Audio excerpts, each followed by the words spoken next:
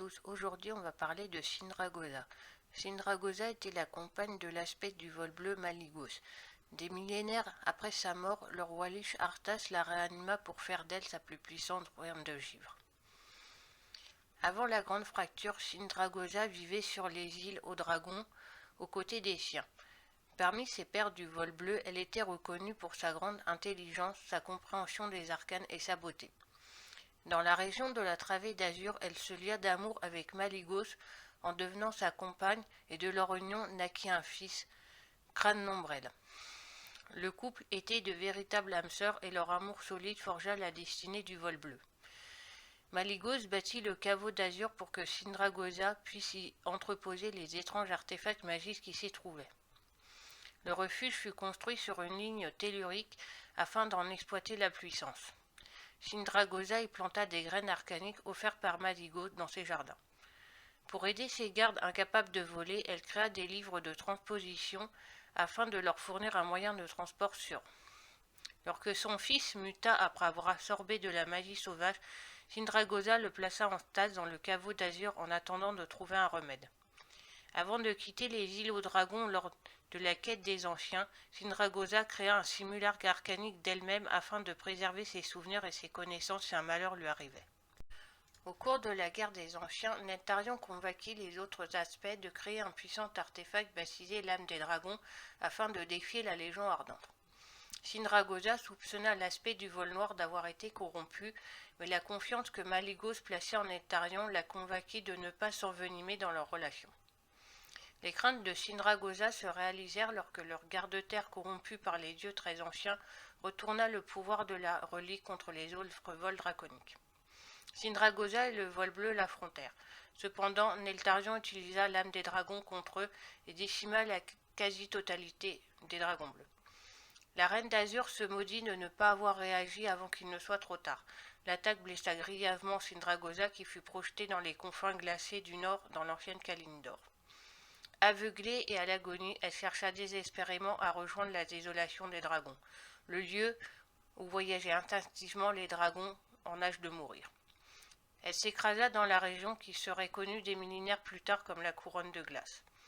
Avec ses dernières forces, elle tenta d'appeler Maligos à l'aide. Malheureusement, son compagnon était bien trop loin pour l'entendre.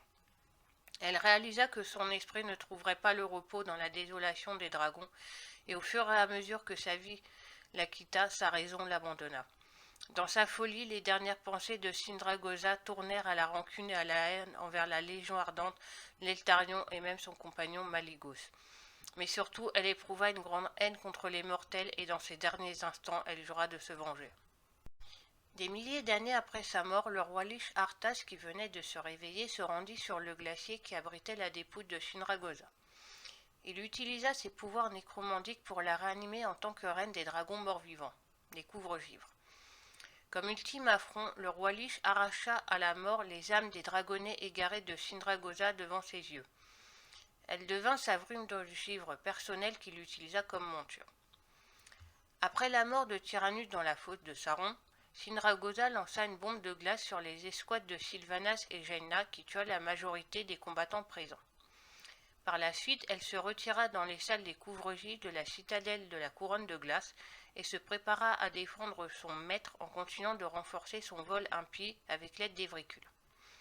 Sindragosa affronta les alliés du verdict des cendres qui assiégèrent la citadelle de la couronne de glace. Pendant le combat, son souffle de givre fut infusé à tranchant de l'ombre afin de créer Deuil Ombre, une arme légendaire qui serait capable de rivaliser avec Deuil Givre.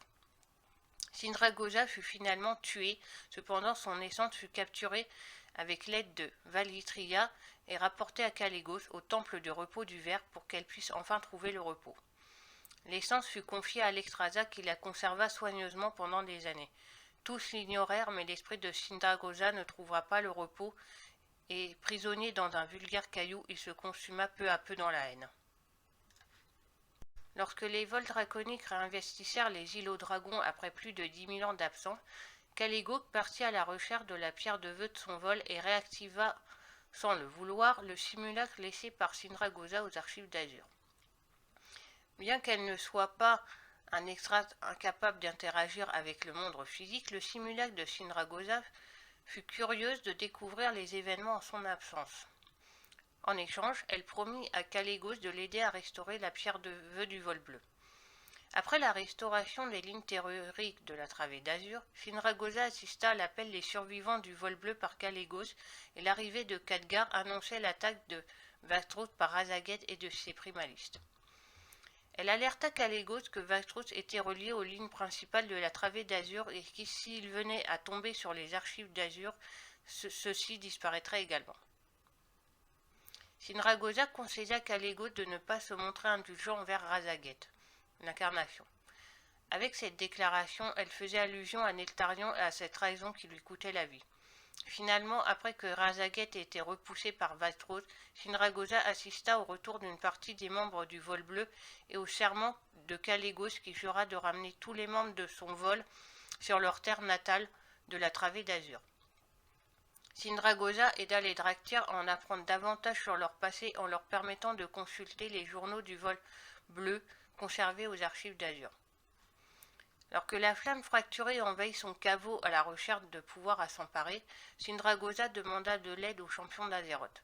Elle les guida à travers son refuge jusqu'à son fils libéré par ses envahisseurs. Après la mort de son fils, le simulacre pleura sa perte comme l'aurait fait la véritable Sindragosa. Elle se consola en se disant qu'au moins son fils avait enfin retrouvé sa place aux côtés de ses véritables parents. Quelque temps plus tard, Kalégos décida de donner une sépulture décente aux essences de Malygos et Sindragosa qu'Alexstrasza conservait depuis leur mort des années auparavant. Sur les révélations de Sénégos, Kalégos décida de les entreposer à l'ossuaire voilé des îles aux dragons. La mort violente dont était victime Sindragosa libéra des souvenirs rémanents qui torturaient son esprit. Sénégos réalisa que l'esprit de Sindragosa était torturé et œuvra à l'apaiser avant qu'elle trouve le repos éternel. Après ces événements, le simulacre de Sindragosa décida d'accompagner Kalégos au Nexus afin de rencontrer Azurégos et le convaincre de les rejoindre. Et découvrir que le phénomène des souvenirs rémanents de Sindragosa et Malygos avait pris plus d'ampleur que prévu lorsque certains se manifestèrent au Nexus. Après leur dissipation, le simulacre s'entretient avec Azurégos et révéla qu'elle savait pourquoi ce dernier avait choisi de rester seul au Nexus. Elle déclara que les tentatives d'Azurégos de ramener la gardière des âmes Anara en Azeroth et lui conseilla vivement d'abandonner ses tentatives au risque de se voir consumé par la haine. Peu après, le simulacre décida de partir à la recherche d'Alet au berceau de l'hiver afin de le convaincre de répondre à l'appel de Kalégos. Sindragosa la rencontra et assista à ses tentatives de purifier la région des artefacts maléfiques qui s'y trouvent. Malheureusement, son échec mina son moral et Sindragosa la réconforta en l'amenant se détendre aux sources chaudes de Gifreux un peu plus loin. Finalement, Sindragosa parvint à convaincre Alet de rentrer avec eux aux archives d'Azur.